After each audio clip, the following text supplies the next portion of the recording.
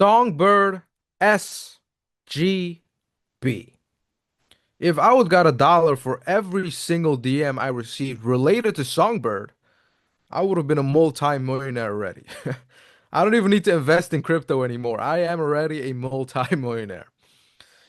No, but I do understand why people are asking about this because Songbird is connected to Flare, but Songbird has its own blockchain.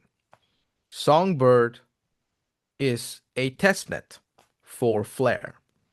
And I would just not say just only a testnet. It's more than that. But what Songbird is actually doing for the new people, it's a blockchain where the Flare team is testing certain things, new protocols. As an example, we obviously had the launch of AF assets, but before that happened on the Flare network, they needed to have a place to test all of that. And that was the Canary network, aka Songbird. And Songbird has its own tokens. It does has its own blockchain. So it's fully separated from Flare network. It's not on that blockchain. And on there, they are testing certain things, just like the F asset protocol that they were testing. I think it was like back in April that they launched it on Songbird. And then they saw how it went. And then it was pretty flawless. And then they tested it a little bit more on Flare. And then they launched it. So Songbird is I would softly say, a testnet, but it has its own blockchain. It has its own community. There are people very excited about it. There are people trading NFTs on there. There are people doing a lot of things on the Canary network. It's just like the Flare network, but it's just tied to Flare because it's like a sandbox. Because the people from Flare are like using it as a sandbox to test certain things. But once we have this out of the way, my experience with Songbird dates back in obviously since the very beginning when I received the Songbird airdrop because we heard that obviously we would receive the flare airdrops, that 15%, and we would also receive the Songbird airdrops. And I was very excited about it. I was like, hey, another token we receive for free. I mean, why not? So back in 2021, I received the free Songbird tokens. And believe it or not, folks, I sold these tokens at 80 cents on BitTrue.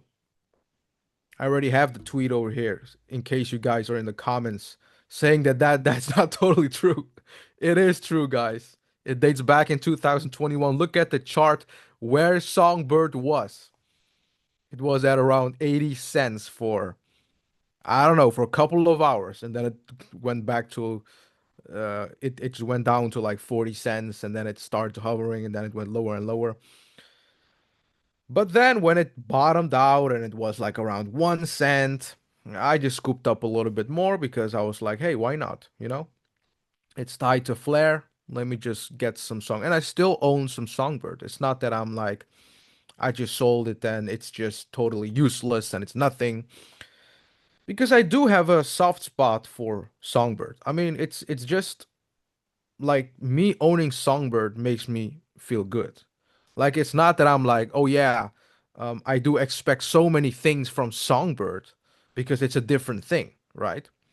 It's a test net. It has its own blockchain. You have your own community. You can also delegate on the Canary network. You can delegate your Songbird. So you have use cases that are tied to Songbird. But if you look at it, would I recommend you to invest in Songbird? Would I recommend you with the same confidence as I am with Flare? And that's a no. For me, that's a no. Because with Songbird, it's also mostly relying on what Flare is doing with it. Like you have to wait and see what Flare is going to do with it. And besides that, yes, it has its own blockchain, it has its own ecosystem, it has its own community. You have NFTs on there, you have people trading over there. And yeah, you have these things, but it's still tied to Flare, and they are testing it on the Songbird, I mean, on the Canary network, right? So I would not recommend you to put in half of your entire portfolio into Songbird. So if a person would come up to me and would ask me like, "Hey, how high is your confidence into Flare?" and give me these reasons, then I can confidently say like, "Hey, you have these reasons why I am very confident." Like if you look at the security layer, they're paying people tens of thousands of dollars to hack Flare, but they can't because the smart contracts are just solid. They're finding some little bugs here and there, but besides that, it's totally solid. If you look at the use case side, if you look at the financial institutions that are utilizing Flare. You look at Firelight, that will open the floodgates for even exchanges that are also going to utilize Flare in order to provide yield for their customers. You have the Examine wallet, the biggest XRP wallet there is, created by Wind, who is partnering up with Flare in order to integrate Flare's tech into the biggest XRP wallet. Like these things, these patterns that you notice will give you a lot more confidence into Flare. But if you would have asked me about Songbird, I cannot say a lot of things that makes me confident to say like, hey, I will put a big portion of my portfolio into Songbird. You know, the risk is different. So that's why I just love to hold a little bit of Songbird just for the culture and just hold it or like let it delegate. Like you can do a lot more things also with Songbird, just like you can do with Flare. So yeah, guys, I do own Songbird. I do have a bag of Songbird because I know you have these coins out there just like Songbird who are just laying on the ground. There is no lower low anymore. Like it's just flatlined. And then all of a sudden it can do a 5 to 10x just like that. Like you have these coins in this crypto market that are just no one talks about it. It's just oversold. And then all of a sudden there just comes a huge candle. And that's why I own a portion of Songbird. You know, it's not as big as my Flare back, but it's still a little bit just for me to be in the game, just for me to be part of that culture, because if you are into the Flare ecosystem and you're exploring a lot of things, it's like for me to have it, it's also like a good thing to have it. Like, it's not that I'm thinking like, oh, I want to become a multimillionaire because of Songbird.